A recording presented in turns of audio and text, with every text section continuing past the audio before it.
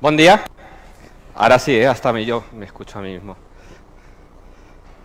Bueno, dicen por ahí que para ir al cielo uno tiene que ser bueno, ¿verdad? Si esto fuera verdad, que no lo es, si esto fuera verdad y te dicen, para ir al cielo tienes que ser bueno, mi pregunta sería, ¿cuán bueno? ¿Cuán suficientemente bueno tengo que ser para ir al cielo? Para que el día que me presente delante de este Dios que verdaderamente existe, no vamos a debatir si existe o no, Dios existe y un día nos presentaremos delante de Él, la pregunta sería, ¿cómo sé que he cumplido? ¿Cuál es el estándar de bondad? ¿Cuándo sé que mi balanza entre mis buenas obras y mis malas obras está equilibrada? ¿Hay alguna app en el móvil que yo pueda ir registrando mis obras buenas y mis obras malas y pueda ver en qué nivel me encuentro para saber si aquel día podría llegar y me pueden abrir las puertas del cielo? Ese es el problema cuando alguien te dice o cree que siendo bueno uno puede ir al cielo, porque la pregunta es, ¿cuál es la nota? ¿Con un 5 pelado puedo pasar? ¿Qué se espera que yo haga? Bueno, vamos a considerar si esto es así, viendo un relato en el que nos encontramos a un buen hombre que se acerca a Jesús precisamente para saber qué más tiene que hacer, cuál es el secreto para poder tener la salvación, para saber que aquel día estará con Dios en el cielo. Me gustaría que me acompañarais al Evangelio de Juan, capítulo 3. Es un relato muy conocido. Juan, capítulo 3.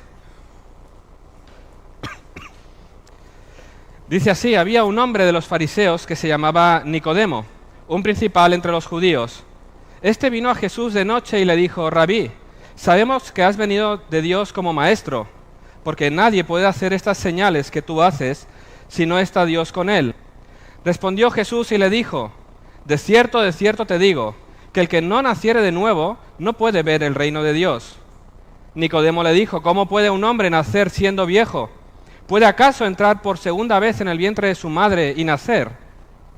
Respondió Jesús, de cierto te digo, que el que no naciere del agua y del Espíritu no puede entrar en el reino de Dios. Lo que es nacido de la carne, carne es, y lo que es nacido del Espíritu, Espíritu es. No te maravilles de que te dije, os es necesario nacer de nuevo. El viento sopla de donde quiere y oyes su sonido, mas ni sabes de dónde viene ni a dónde va. Así es todo aquel que es nacido del Espíritu.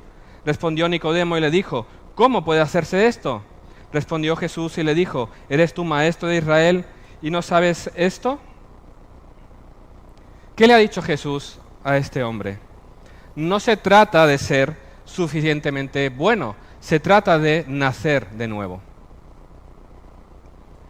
Y aquí quedamos descolocados, Nicodemo quedó descolocado. Y esto es lo que vamos a estar tratando hoy, porque hablamos de nacer de nuevo y ya puedes estar pensando, como lo hacía yo, ya empiezan los cristianos a hablar con esas palabras raras que no sabemos a qué se refieren. ¿Qué quiere decir nacer de nuevo? Vamos a ver qué implica, qué es, qué no es y de qué manera esto nos tiene que confrontar, nos tiene que llevar a responder de alguna manera. Me gusta esquematizar los sermones poniendo puntos y cada uno tiene su título. Y el primero lo he querido titular, La necesidad de las buenas personas. Todos tenemos una gran necesidad, aunque no seamos totalmente conscientes de ello, pero en nuestro corazón está. Y esta gran necesidad la vemos reflejada en la vida de Nicodemo. Es posible que en una primera lectura no podamos ver cuál es realmente esa gran necesidad, pero lo podemos ver cuando consideramos cómo es este diálogo entre Nicodemo y Jesús. Y no sé si te has fijado, pero en el versículo 3 vemos que Jesús responde a Nicodemo, pero si has leído, Nicodemo no le ha preguntado nada. ¿A qué le está respondiendo Jesús a Nicodemo si aún no ha expresado la pregunta? Jesús está respondiendo al corazón de Nicodemo, a lo que le ha traído a venir a la presencia de Jesús. Esa es la pregunta que tenía en su corazón. ¿Qué tengo que hacer para entrar en el reino de Dios? En este contexto lo que está preguntando Nicodemo es ¿qué tengo que hacer para ser salvo? Para saber que un día estaré allá en el cielo contigo por toda la eternidad. ¿Qué tengo que hacer para ser salvo? ¿Qué tengo que hacer para estar seguro de que estoy haciendo las cosas bien, para saber que aquel día estaré contigo en los cielos? Ahora, fíjate que este que está preguntando, ¿qué tengo que hacer para tener esa vida eterna, para tener esa salvación, es alguien que podríamos considerar un buen hombre, una buena persona.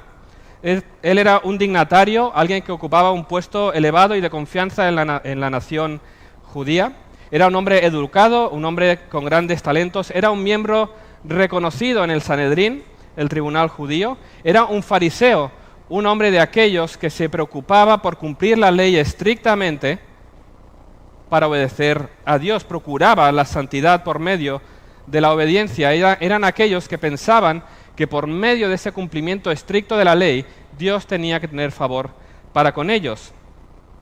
Era un estudioso de las Escrituras, era maestro de Israel. No se dirige a él Jesús como eres un maestro, está diciendo eres maestro de Israel. Es decir, era alguien estudioso de las Escrituras. Era un buen hombre, era un hombre que se esforzaba en su religión, hacía todo lo que podía, pero vemos cómo en ese acercamiento a Jesús revela su incapacidad. Hay algo que no puede hacer y eso queda en evidente en esta conversación. A pesar de todas sus buenas obras, a pesar de su religión, de su buen hacer, de su bondad, él no tiene paz en su corazón. Él está inquieto, por eso va a buscar a Jesús, por eso acude a él. ¿Qué más tengo que hacer para tener esa salvación? Y es posible que esa sea tu condición también hoy que estás aquí. Te esfuerzas en ayudar a los demás, te esfuerzas en hacer buenas obras, te esfuerzas en cumplir con la religión, te esfuerzas en cumplir los mandamientos, procuras cumplir las normas, procuras vivir una buena religión, procuras vivir una buena vida, vivir una vida moral, una vida de buen testimonio. Eres un buen padre, una buena madre, un buen esposo, esposa, eres un buen hijo, eres un buen ciudadano, eres un buen vecino, pagas todos tus impuestos, ayudas en todo lo que puedes estar necesitado, haces, honestamente dices, hago todo lo posible por ser buena persona. Pero siendo sincero, en tu corazón puedes reconocer que todo esto que haces no trae paz a tu vida. Hay algo que te falta, que le faltaba a Nicodemo. Hay una inquietud en tu alma que nada está saciando, ni tus buenas obras, ni quizás lo que has buscado en otras filosofías o en otras religiones. Ahora estás viendo a ver en qué consiste el cristianismo, a ver si encuentras aquello que te falta para tener paz. Esa búsqueda es la misma que tenía Nicodemo, aunque no seas consciente de ello. Estás buscando la salvación. Estás buscando esa paz con Dios, aunque tú me digas, no, yo no estoy buscando a Dios, ni estoy buscando ninguna salvación. No, tu alma inquieta, esa falta de paz, indica que necesitas algo, que estás buscando algo, lo estás intentando llenar con todo, con tu trabajo, con tu familia, con todo lo que puedes llegar a hacer, pero nada te sacia. Tienes una necesidad, necesitas calmar tu conciencia porque sabes que aunque lo quieras negar, como decía al principio, hay un Dios. Hay un Dios delante del cual te vas a presentar, que te va a pedir cuentas y sabes que la llevas mal.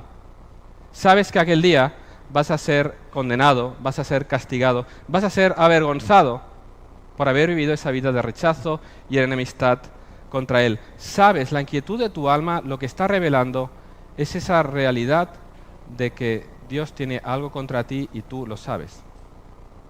Ahora, lo que intentamos apagar, lo intentamos esconder, pero tu conciencia te acusa.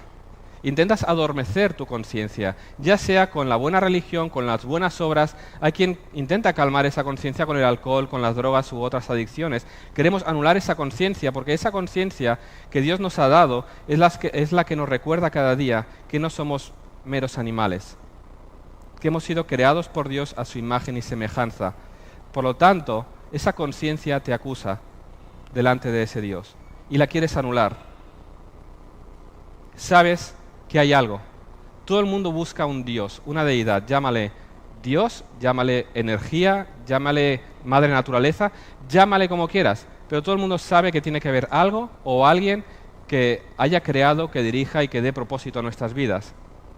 Esa necesidad surge del corazón de un hombre o una mujer que ha sido creado por Dios mismo.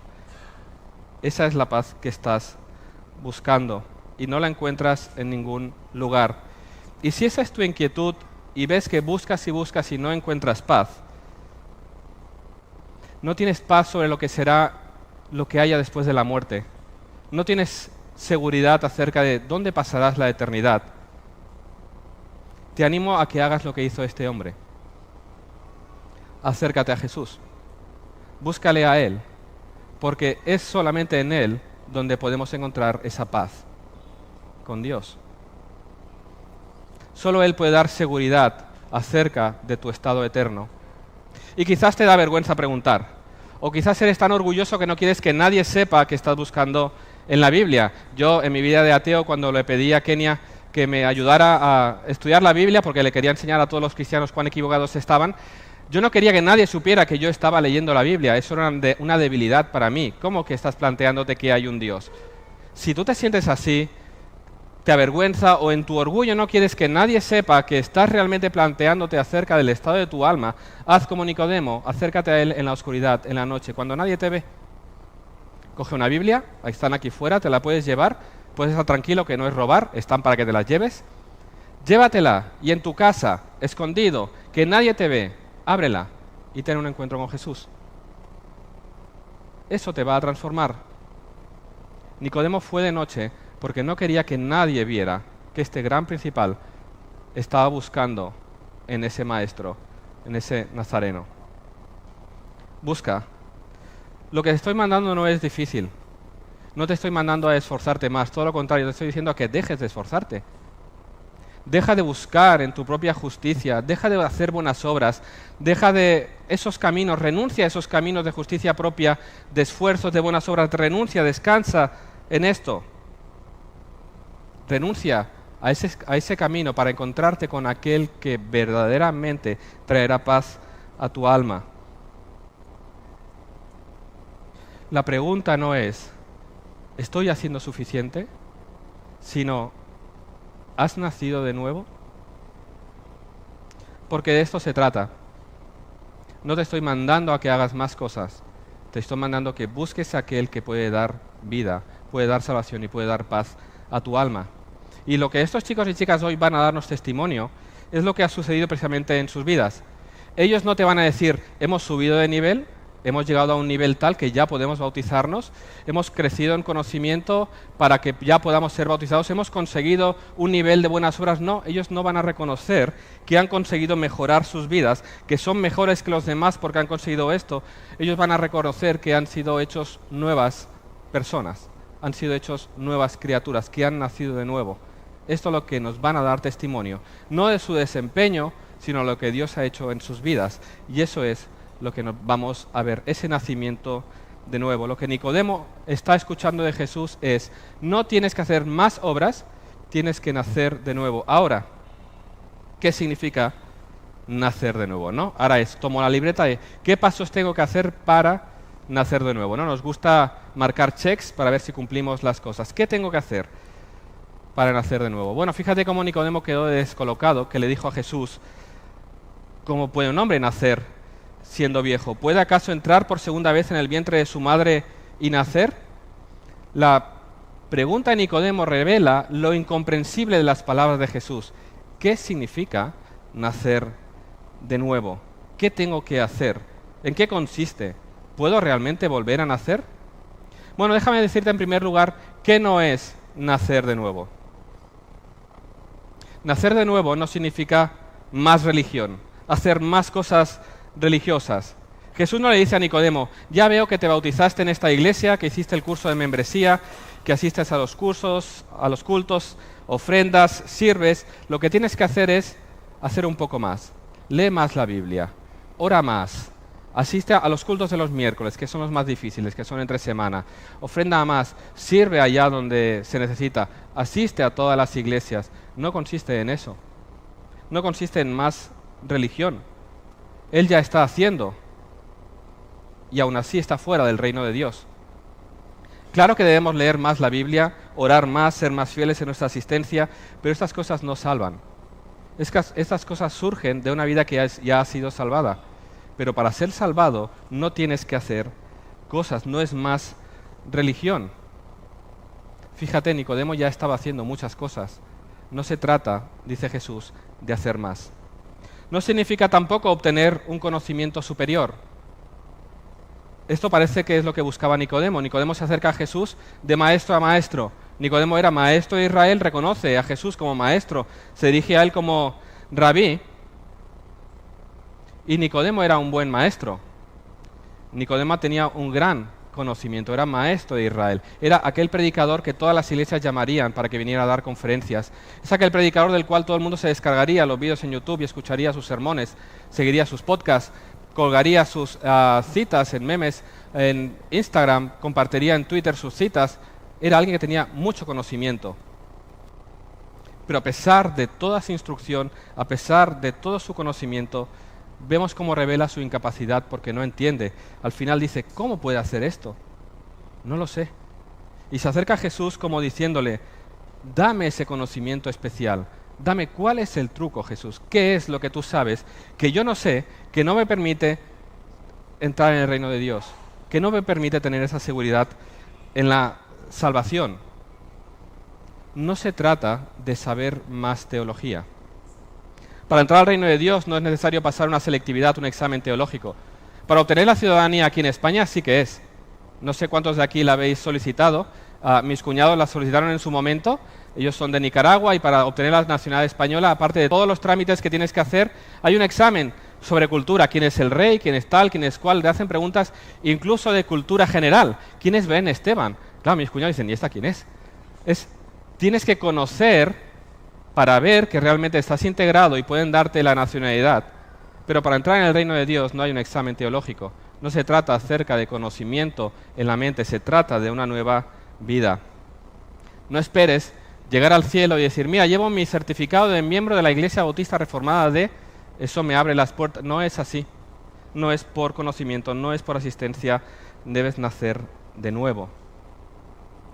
Nacer de nuevo tampoco significa una reforma o un cambio de conducta.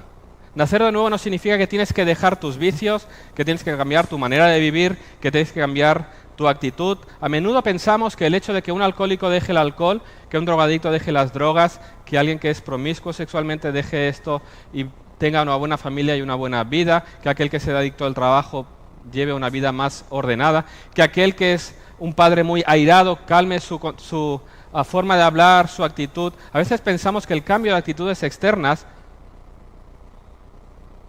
es realmente una salvación, una conversión, y no necesariamente es así. Aquellos que no creen en Cristo dejan el alcohol y viven vidas ordenadas. Aquellos que no creen en Cristo dejan las drogas, son limpiados y viven buenas vidas. Aquellos que vivan vidas ordenadas cambian sus vidas, hacen propósitos, hacen resoluciones y mejoran su vida.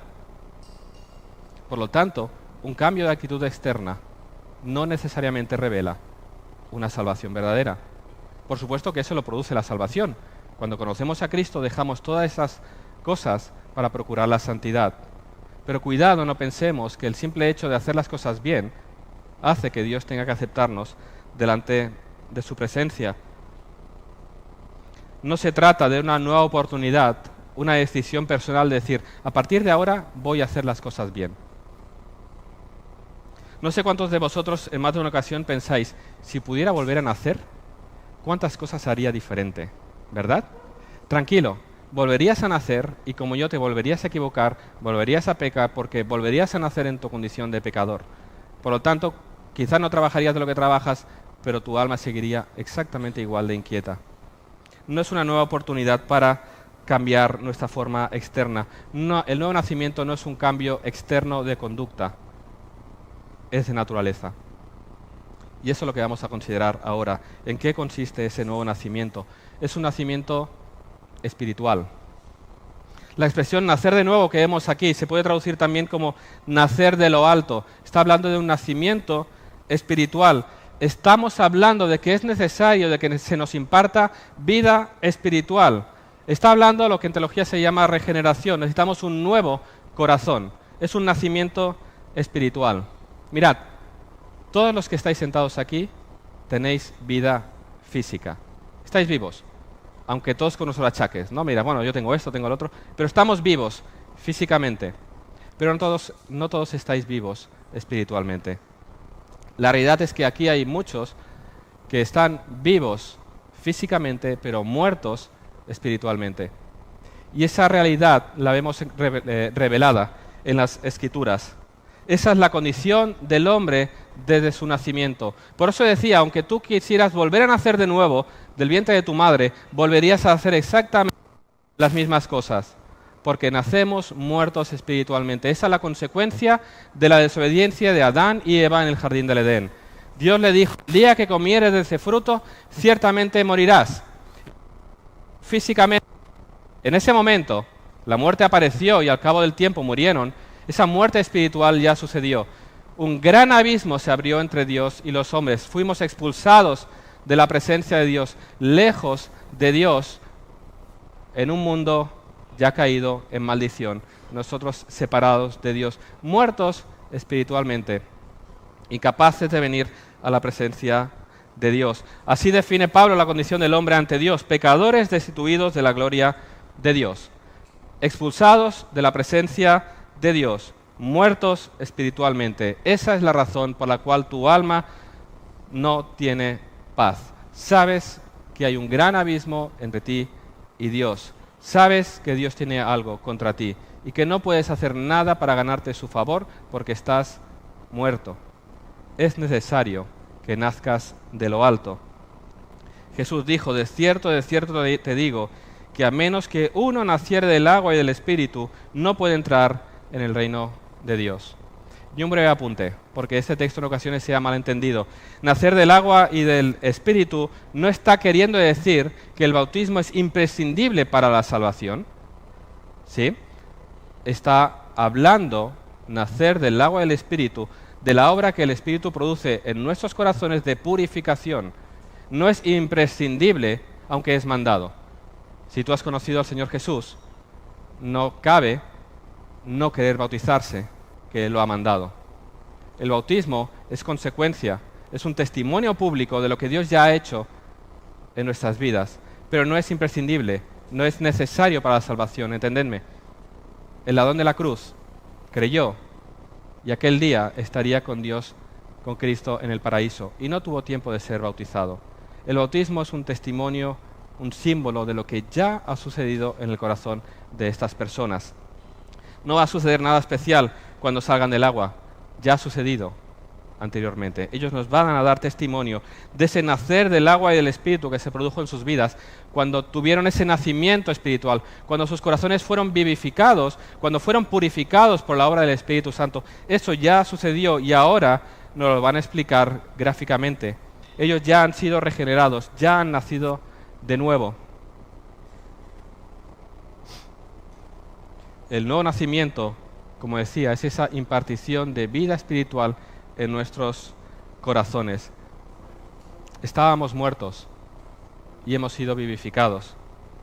Y eso ya lo había anunciado Dios.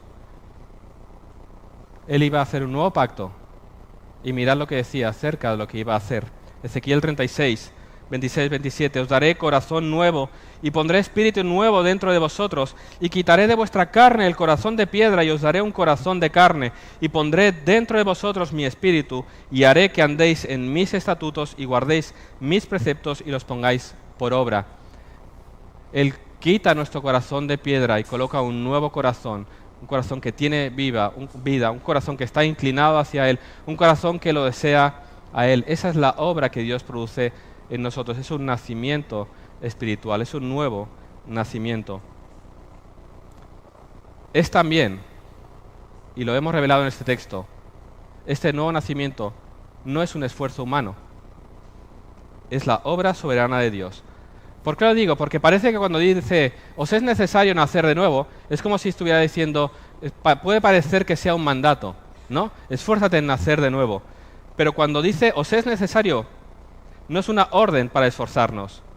Está indicando lo que es necesario que suceda. Algo tiene que sucederos para que podáis entrar en el reino de Dios. No es esfuerzo humano, es la obra soberana de Dios transformando el corazón, como leíamos en Ezequiel.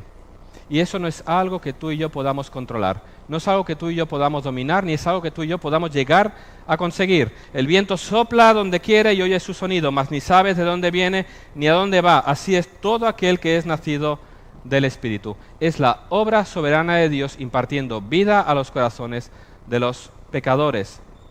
Es Dios quien produce esta vida. Así lo dice Pablo a los Efesios. Él os dio vida a vosotros cuando estabais muertos en vuestros delitos y pecados. No aportamos nada a nuestra salvación, no hay ningún esfuerzo, no hay nada que podamos traer. De la misma manera que tú no pudiste controlar tu nacimiento físico, de la misma manera tampoco puedes controlar tu nacimiento espiritual. Es la obra del Espíritu en ti. Es un regalo de Dios dado por el Espíritu Santo. Y es importante ser conscientes de esto, porque como he dicho antes, la condición del hombre es muerto espiritualmente. Y un hombre muerto no puede hacer ningún bien espiritual, no puede decidir absolutamente nada, a no ser que le sea impartida vida. ¿Sabes de qué manera puedes participar en tu salvación, en esa regeneración, en esa nueva vida? De la misma manera que Lázaro. Él estaba muerto. 4 días llevaba en la tumba. Fue la palabra poderosa de Cristo que lo trajo a la vida. Esa es nuestra condición. Estamos muertos. Y es necesario que Dios, por medio de su Espíritu, traiga vida a nuestros corazones para que nos podamos levantar y venir hacia Él. La única cosa que podemos aportar a nuestra salvación es nuestro pecado. Es todo lo que podemos traer. Pero es la obra soberana de Dios. Un muerto no puede hacer nada para volver a vivir. Y esa es la mala noticia, que no puedes hacer nada para producir ese nuevo nacimiento. Pero la buena noticia del Evangelio es que aquello que nosotros no podemos hacer, hay alguien que ya lo hizo. Porque tú y yo tenemos una deuda muy grande con Dios. Una deuda que no podemos llegar a saldar de ninguna manera. Y eso, como decía antes, es lo que nos inquieta, que hacemos y hacemos y hacemos y vemos que nunca es suficiente. Hay una deuda que no podemos llegar a pagar, pero hay uno que la saldó en nuestro lugar. El Señor Jesús vivió esa vida perfecta que ni tú ni yo podíamos haber vivido.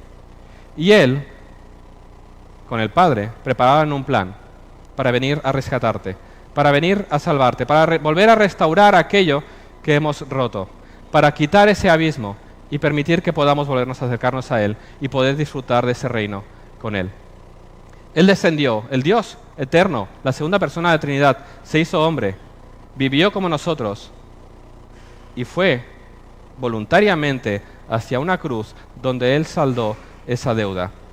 Él pagó nuestra deuda, Él ocupó nuestro lugar, tomó nuestro pecado, se lo cargó a la espalda, subió a la cruz y pagó por él, en nuestro lugar, y murió, porque Dios así lo había establecido. La paga del pecado es muerte. Alguien tenía que pagar, alguien tenía que morir, y tenía que ser un sacrificio perfecto, un cordero perfecto. Tenía que haber derramamiento de sangre. Todo esto ya está anunciado en las Escrituras, y así, cumpliendo las Escrituras, Cristo murió. Fue enterrado, pero al tercer día resucitó, se levantó entre los muertos, y luego ascendió a los cielos. Y aquel que vive, ahora imparte vida a aquellos que vienen a Él. Porque Él vive, porque Él se levantó de entre los muertos. Él venció al poder del pecado, al poder de la muerte, y aquellos que vienen a Él en arrepentimiento y fe reciben esa salvación, ese perdón que Él ganó en aquella cruz. No hay nada que tengamos que hacer porque alguien ya lo hizo.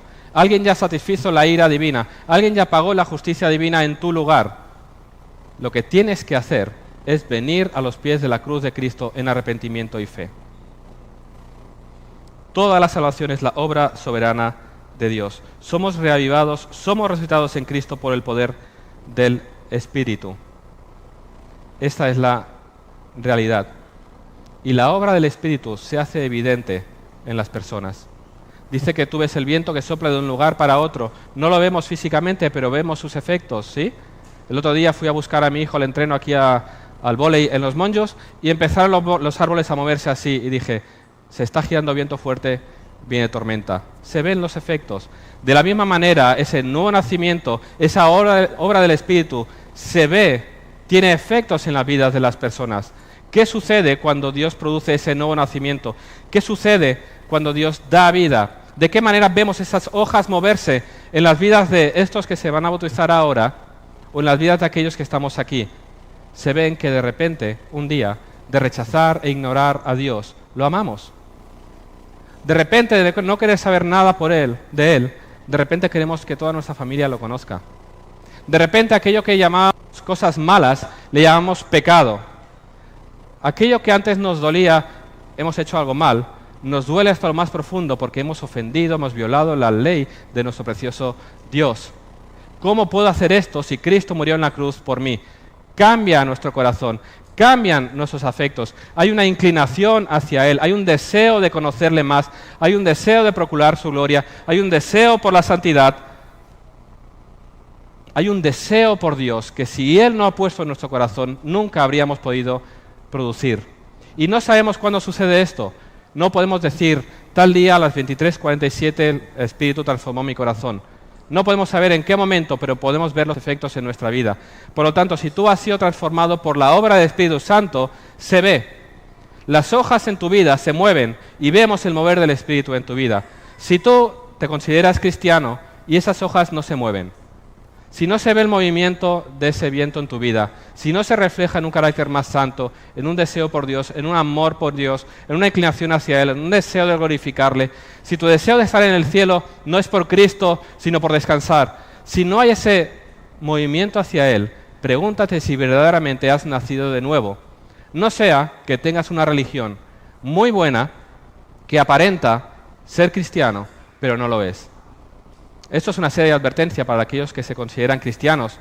Es tan importante como que Judas llegó a engañar a todo el mundo. En aquella mesa, cuando Jesús dijo que iba a ser traicionado, nadie dijo, Judas, porque no, era uno de los 12. Era uno que hablaba y vivía como los demás externamente, pero su corazón no estaba por el Señor. Examina y ve si ese viento que se mueve, si hay viento que se mueve en tu vida y se refleja en tu corazón.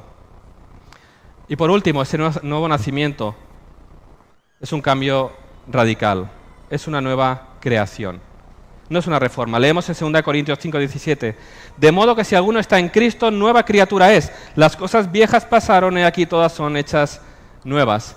Es la implantación de una nueva naturaleza, una nueva vida, no es una reforma. Tu vida no tiene alguna cosilla que cambiar, tiene que cambiar por completo tu corazón. Tienes que ser transformado de raíz. Es la implantación de una nueva naturaleza. Fíjate cómo lo dice Pedro. Como todas las cosas que pertenecen a la vida y a la piedad nos han sido dadas por su divino poder, mediante el conocimiento de aquel que nos llamó por su gloria y excelencia, por medio de las cuales nos ha dado preciosas y grandísimas promesas, y escucha bien, para que por ella llegaseis a ser participantes de la naturaleza divina. ¡Wow!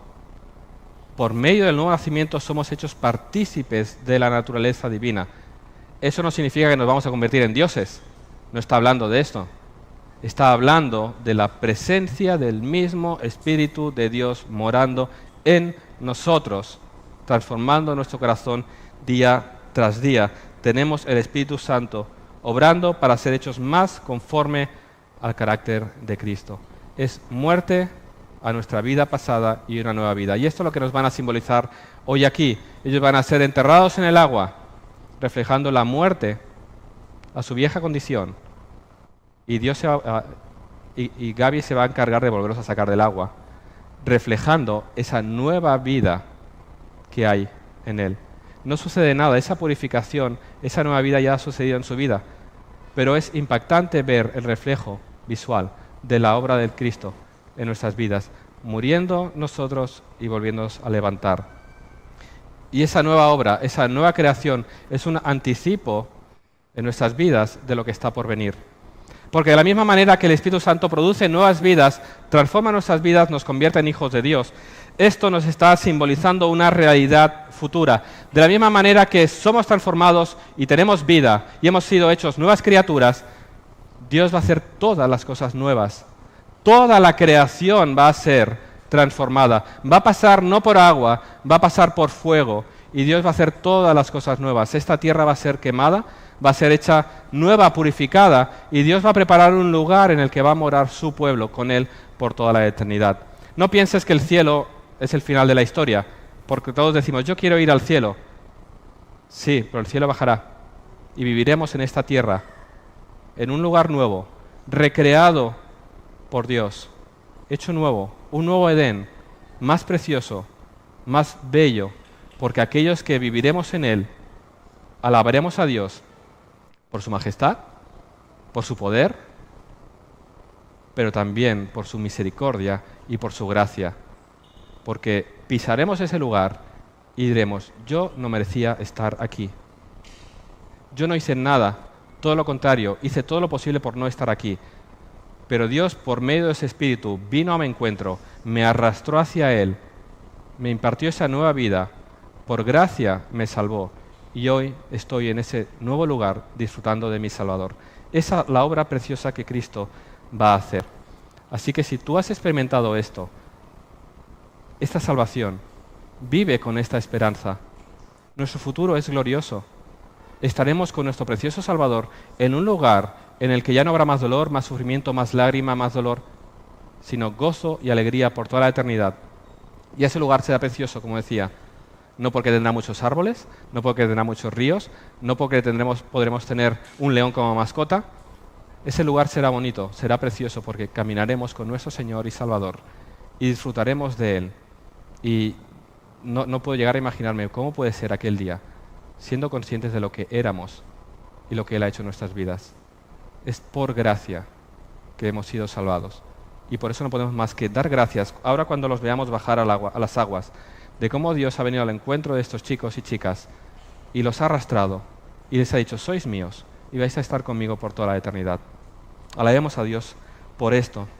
Y si tú estás aquí hoy confiando en tu propia justicia, confiando en que, bueno, tampoco soy tan malo, y un Dios al final tiene que aceptar como somos humanos, no lo puedo hacer mejor. Si tú confías en eso, te digo que estás absolutamente perdido y es la mayor desgracia que te puedas llegar a imaginar.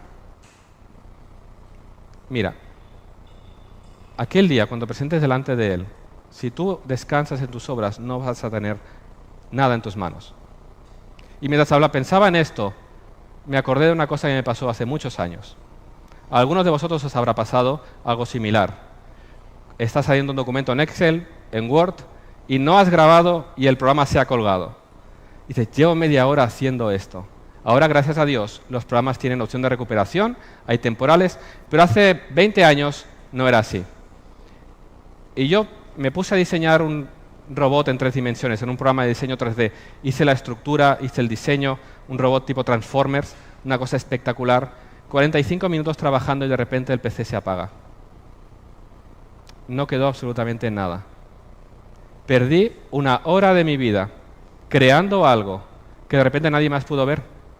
No pude ir a mi madre y decirle, mira lo que he hecho. No hay nada, absolutamente. Tiempo perdido. Ahora, estoy divertido, se me pasó. Desde entonces le doy a grabar cada 2 minutos, aunque haya autorrecuperación.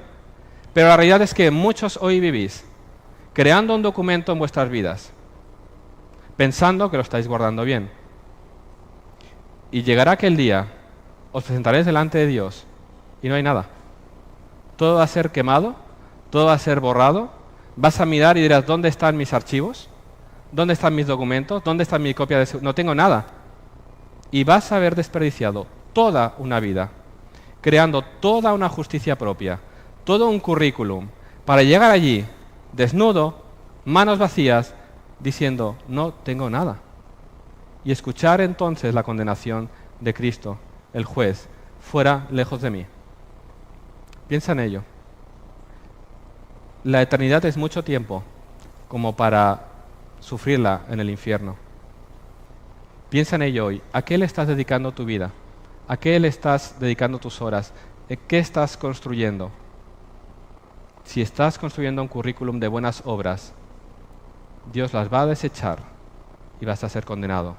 Solamente aquellos que se acerquen con el currículum de Cristo diciendo, Él ha creado, Él ha vivido, y allá en su currículum donde pone nombre pone Daniel Castro, es el currículum de Cristo, es su obra, por medio de su obra que vamos a ser aceptados en los cielos. Así que procura venir a la cruz de Cristo hoy, antes de que sea demasiado tarde. Búscalo antes de que Él te llame a su presencia. Vamos a orar. Señor, te damos gracias porque vemos tu poder para salvar, cómo ese poder no se ha cortado hoy. Vemos, Señor, cómo a pesar de la rebelión, a pesar de la dureza de los corazones, tú sigues transformando vidas. Te pido, Señor, por todos aquellos que están hoy aquí, que realmente reconozcan su miseria, reconozcan su pecado, reconozcan su perdición, puedan venir verdaderamente a ti reconociendo su incapacidad como Nicodemo, rindiéndose a ti y tú trayendo salvación. Sé, Señor, que eres poderoso para salvar. Sé, Señor, que por muy duro que sea un corazón, por muy rebelde que sea una persona, por muy alejada, por muy perdida, nadie está demasiado lejos del poder de salvación. Sé, Señor, que tú puedes transformar al más duro de los corazones, tú puedes transformar al peor de los enemigos de tu iglesia, y en eso descansamos, Señor. Y te pido ánimo para nosotros, para que perseveremos en esa tarea de predicar el Evangelio, confiados en que tú sigues salvando hoy, que tú sigues teniendo poder para transformar. Y te pido por tu iglesia, Señor, para que vivamos a la luz de esa realidad futura, dando gloria a aquel que es digno de recibirla. Que el nombre de Cristo sea exaltado en nuestras vidas y para siempre. Te lo pido en el nombre de Jesús. Amén.